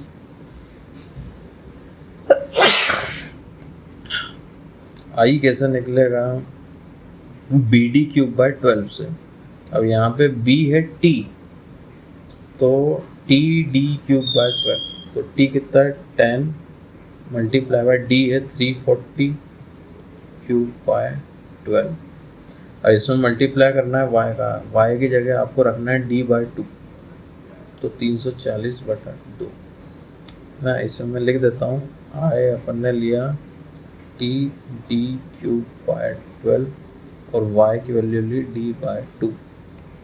वो एक्सट्रीम फाइबर जो सेंटर से सबसे दूर रहता है वहाँ पे अपन निकालेंगे F, तो वो D/2 लेते हैं अपन, I की वैल्यू BD क्यूब बाय 12 से आ गई। ये कितना 7050000 multiply 340 by 2 divided by 10 divided by 340 cube, फिर डिवाइडेड बाय 12। नहीं, अब ये ऊपर जाके मल्टीप्लाई हो जाएगा 12, मल्टीप्लाई बाय 12। डिवाइड के डिवाइड वाली जो चीज़ है वो ऊपर मल्टीप्लाई हो जाती है, तो ये आई 36.59 न्यूटन पर mm स्क्वायर। ये किससे कम होना चाहिए? सिग्मा बेंडिंग स्ट्रेस से, जो कि स्टील के लिए होती है 165 न्यूटन पर mm स्क्वायर। तो चूंकि ये इससे कम है अलाउेबल बेंडिंग स्ट्रेस से, तो हेंस ओके।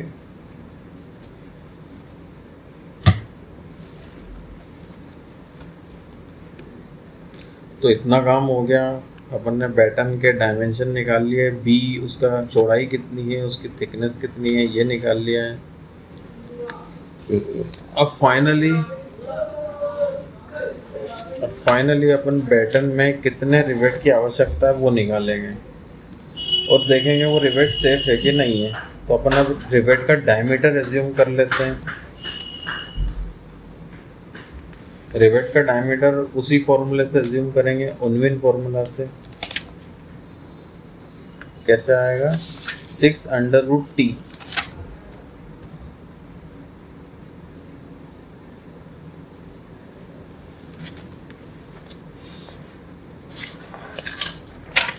अगले पन्ने पे आते हैं, ठीक है।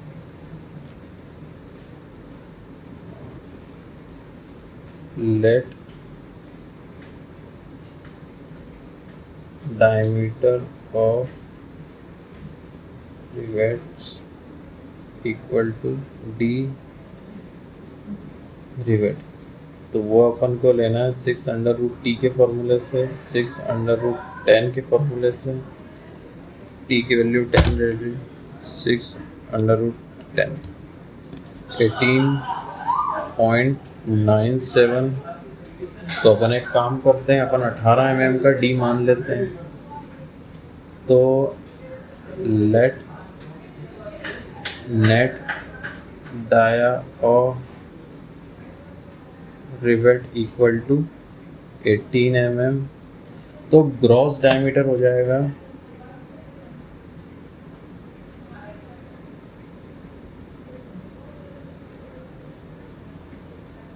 Equal to 19.5 mm। तो अपन मान लेते हैं 4 रिवेट अपन ने लगाई हैं। ये रहा बैटन का उल्टे हाथ का हिस्सा, 1 2 3 4। अपन ने इसकी इफेक्टिव डेप्थ कितनी एज्यूम करी थी? इंटरमीडिएट वाले की 260।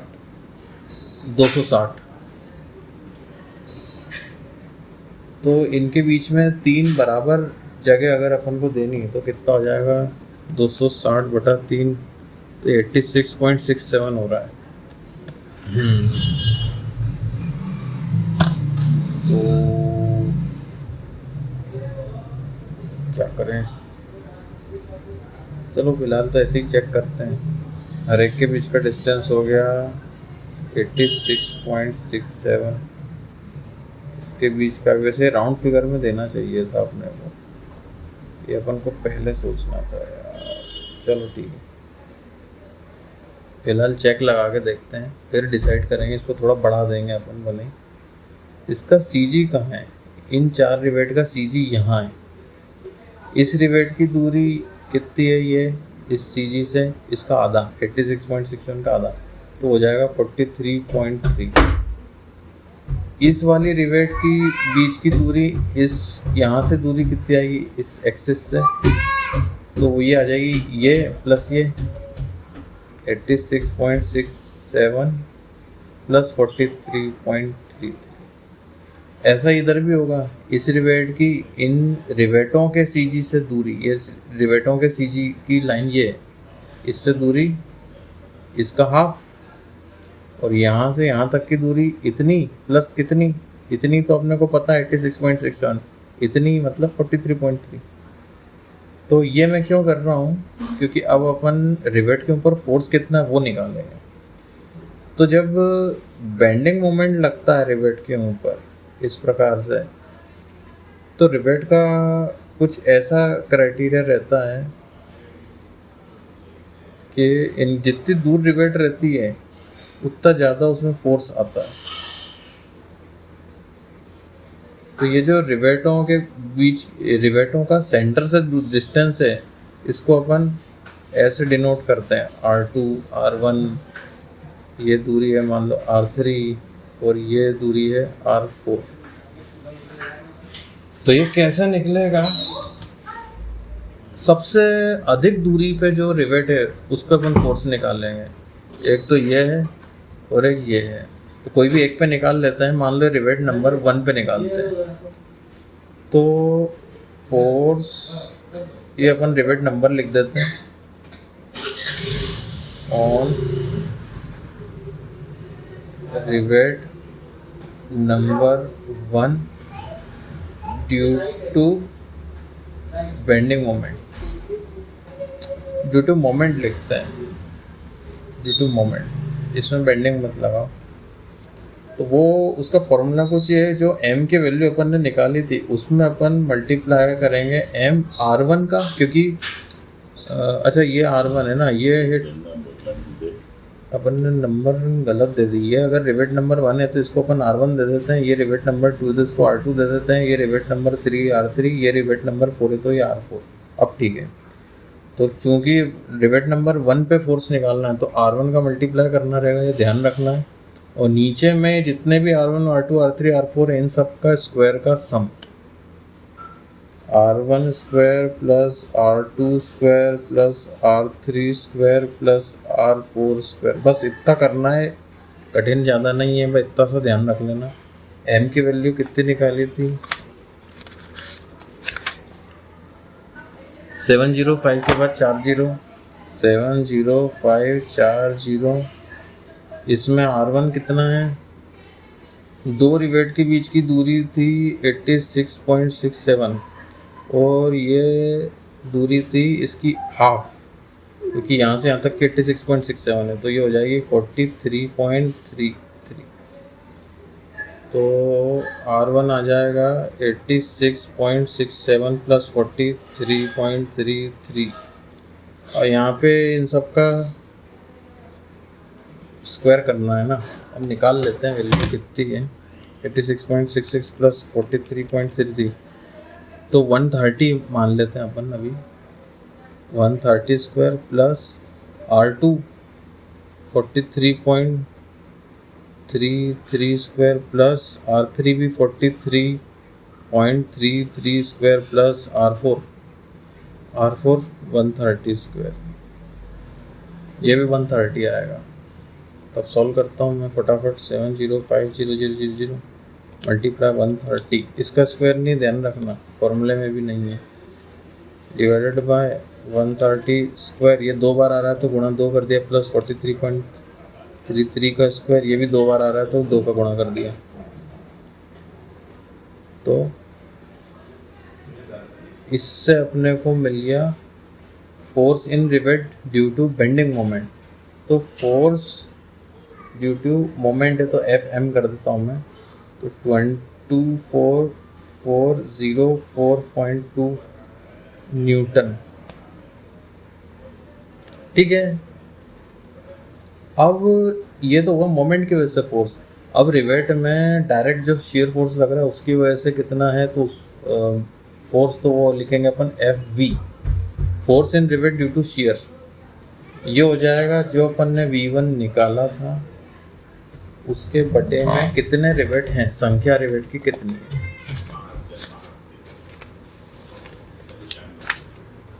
एक मिनट,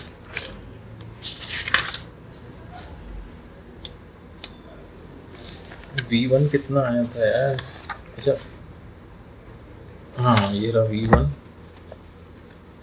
ये रहा 414, अरे दिख नहीं रहा क्या, सॉरी, हाँ ये रहा 41470.58 है, 414 कितना है, 41470.88। सॉरी, ये तो V1 है, इसके बटे में 4 करना। अरे यार, V1 बटा 4 आएगा, क्योंकि 4 रिवेट दिए हैं, 3 रिवेट दिए होते तो बटा 3 आ जाता। तो 41470.88 बटा 4 तो आ जाएगा 41470.88 बटा 4, 10367.72 न्यूटन। अब इन दोनों का रिजल्टेंट निकालना है। फोर्स इन रिवेट, तो एफ एम का स्क्वायर प्लस एफ वी का स्क्वायर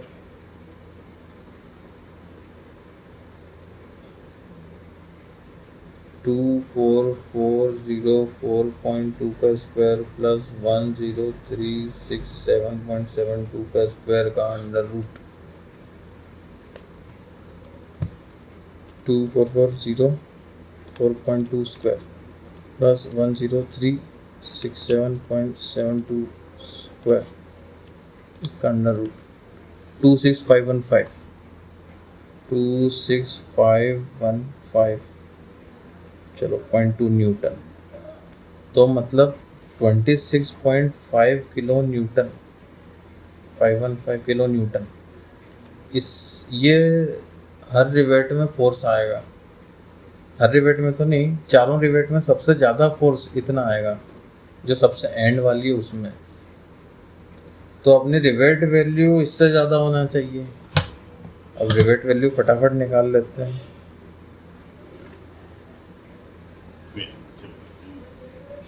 π/4 d स्क्वायर टाउ और d t sigma v। π/4 sorry कितनी डायमीटर, ग्रॉस डायमीटर 19.5 स्क्वायर गुणा 100, और ये बियरिंग में, ये शेयरिंग में 19.5 multiply by 10 multiply by sigma B है 300।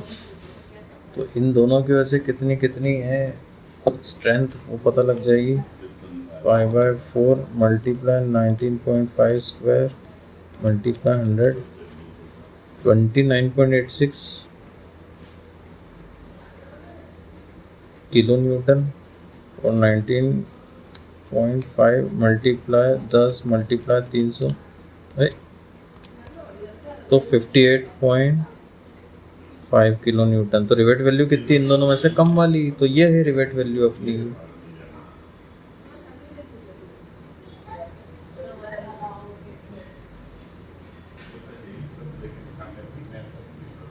अब रिवेट वैल्यू इससे ज़्यादा होना चाहिए, तो वो है, तो ये ठीक है। Since rivet value is more than net force on rivet, ये नेट फोर्स ऑन रिवेट है, हैंस सेफ। यहाँ अपने को एक लाइन और लिखना चाहिए। एफ एम में अपन ने लिखा था force on rivet 1 due to moment, यहाँ अपने को लिखना चाहिए था force on rivet 1 due to shear. थोड़ी गलती हो गई ना। और ये भी लिखना चाहिए force on rivet 1, net force on rivet 1, net force on rivet 1, ये वो है। तो ये सेफ है, तो ठीक है। इसकी जगह अगर अपन 3 रिवेट देते तो सेफ नहीं होता, मुझे ऐसा लगता है, क्योंकि देखो एकदम पास में 29 और 26, ये लोड बढ़ जाता, रिवेट की संख्या कम हो जाती ना, तो ये संख्या बढ़ जाती, ये बटा 3 हो जाता 4 की जगह, फिर नेट निकालते तो थोड़ा ज़्यादा आता। तो तुम ऐसा सवाल आए 1000 किलो न्यूटन से ज़्यादा अगर लोड है तो 4 रिवेट ले लेना। अभी ये राउंड फिगर में नहीं है डिस्टेंस, ये अपन को पहले ही सोच लेना चाहिए था। इसकी जगह अपने क्या करना चाहिए था, अपने को डिस्टेंस का अरेंजमेंट ऐसा डिसाइड करना था पहले से ही कि 260 से ज़्यादा हो जाए, 1 2 3 4, तो ये 260 कितना आ रहा है, 260/3 है ना, 1 2 3 3 गैप है, तो 86 है, तो 90 90 लेना था अपने को। ये भी 90, ये भी 90, ये भी 90, तो ये कितना हो जाता, 90 90 90, 180, 270, 270 हो जाता, तो ये ठीक रहता। इसके बाद अपन एज डिस्टेंस इसका 1.5 गुना देते रिवेट का। रिवेट है अपना 19 mm का,